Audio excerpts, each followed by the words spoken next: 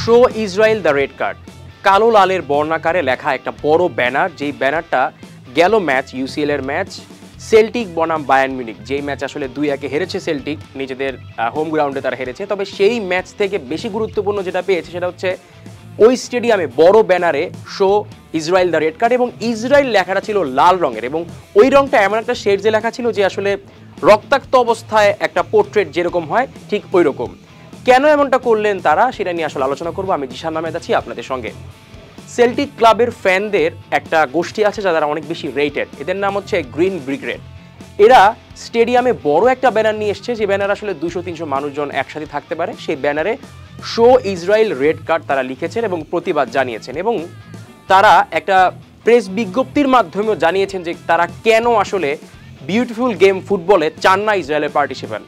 কারণ তারা প্যালেস্তাইনে যে আসলে জেনোসাইডটা ইসরায়েল করছে, সেই জেনোসাইড নিয়ে তারা খুবই আসলে উদ্বিগ্ন, এবং তারা ওই একটা প্রেস রিলিজে কিছু সংখ্যা জানিয়েছে, আপনাদের সাথে একটু শেয়ার করি। গেল 15 মাসে 382 জন ফিলিস্তিনের ফুটবলার, এই ফুটবলাররা প্রাণ হারিয়েছেন শুধুমাত্র ইসরায়েলের ওই জেনোসাইডের কারণে, এবং 147টি ফুটবল ফ্যাসিলিটিস নষ্ট করা হয়েছে। শুধুমাত্র এই দুটো সংখ্যাই নয়, ফুটবলার বাদ দিয়েও 235 জন আসলে অন্যান্য স্পোর্টস যারা খেলে ফিলিস্তিনে তাদেরকে আসলে হত্যা করা হয়েছে, এবং এই 235 জনের মধ্যেও কিন্তু 96 জন শিশু, একেবারে শিশু, এবং বাকি যারা আছেন 286 জন হয়তো বা হবেন যারা ইউথ, একেবারেই যুবক তারা। ওই 382 সংখ্যাটা আপনাদের বলছি। 147টা ফুটবল ফ্যাসিলিটিস বাদ দিয়েও 140টা ক্রিকেট ফ্যাসিলিটিস তারা নষ্ট করেছে। তার মানে এই যে গ্রিন ব্রিগেড সেল্টিক ক্লাবের একটা নির্দিষ্ট ফ্যান, তারা প্রতিবাদ জানিয়েছেন ওই একটা প্রেস রিলিজের মধ্য দিয়ে, যেখানে তারা বলেছেন যে এরকম একটা দেশ যারা আসলে ফিলিস্তিনের উপর এভাবে অত্যাচার করছে, তাও সেই একটা দেশ ফুটবলে খেলছে, সেটা ওয়েফার আয়তায় হোক কিংবা ফিফার আয়তায়, সেটা তারা কোনোভাবেই মানে না। তারা বলেছে যে কোনো ক্রাইমই এই বিউটিফুল গেম স্পোর্টস ফুটবল, তারা এটা মেনশন করেছে যে এইটা তারা কোনোভাবেই অ্যাকসেপ্ট করবে না। এবং আপনারা জানেন যে শুধু এই ইউসিএল এর বায়ার্ন মিউনিখ ভার্সেস সেল্টিকের ম্যাচেই নয়, তারা অনেক সময় কিন্তু এই ইসরায়েলি জেনোসাইডকে নিয়ে তারা খুবই সচেতন এবং এর প্রতিবাদ জানায়। এবং তাদের যে স্কটিশ লিগে যে আসলে প্রতিদ্বন্দ্বী রেঞ্জার্স, তারা কিন্তু আবার ইসরায়েলের ফ্ল্যাগ নিয়ে আসলে শো অফ করেন গ্যালারিতে। এটা হতে পারে একটা প্রতিদ্বন্দ্বিতামূলক একটা আচরণ। তবে সেটা অন্য প্রসঙ্গ। আমাদের দেশের প্রসঙ্গে একটু আসা যাক, যেহেতু একটা বড় জেনোসাইড নিয়ে তারা সচেতন। আমরা অনেকদিন আগেও দেখেছি যে আসলে ফিলিস্তিনের পতাকা থাকলে স্টেডিয়ামে ঢুকতে সমস্যা হতো আর কি, এরকম অনেক দৃশ্য আমরা দেখেছি। তবে জুলাই অভ্যুত্থানের পর অনেকটা ইজি হয়ে গেছে, এখন আসলে অতটা সমস্যা হয় না।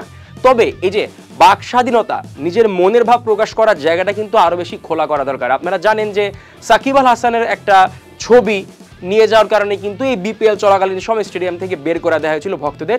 এরপর তারা কি করেছেন, তারা নিজেদের গায়ে SHAKIB লিখে 5 জন মিলে আসছেন সাকিবকে আসলে প্রমোট করার জন্য। এখন সেটা যেই মতাদর্শী হোক না কেন, তাদের ব্যক্তি স্বাধীনতা থেকে তারা কিন্তু সেটা করেছেন। সেম গোস ফর এই যে ইনসিডেন্টটা শো ইসরায়েল রেড কার্ড, এর কারণ তারা গেল 15 মাসের তথ্যানুযায়ী, আবারও বলছি, 382 জন ফুটবলারকে তারা হত্যা করেছে, যার মধ্যে 96 জন ছিল একবারে শিশু, এবং বাকি 235 জন ছিল হচ্ছে আপনার একদম যুবক। শুধু ফুটবলার সংখ্যা বাদ দিলেও কিন্তু সংখ্যাটা 286। আপনারা বুঝতে পারছেন যে মানে একটা দেশের এই অবস্থা হওয়ার পর গেল 15 মাসে কিন্তু হাজার হাজার মানুষ মরেছে ফিলিস্তিনে, ঠিক না? সেই জায়গায় কিন্তু এই যে সংখ্যাটা, সেই সংখ্যাটা শুধুমাত্র অ্যাথলেটদের, ফুটবলারদের 147টি ফুটবল ফ্যাসিলিটিস নষ্ট করা হয়েছে। এছাড়া ফুটবল ফ্যাসিলিটিস বাদ দিলেও 140টি অন্যান্য স্পোর্টস ফ্যাসিলিটিস নষ্ট করা হয়েছে। এখন অনেকে বলতে পারেন যে এই তথ্যটা আসলে কিসের ভিত্তিতে?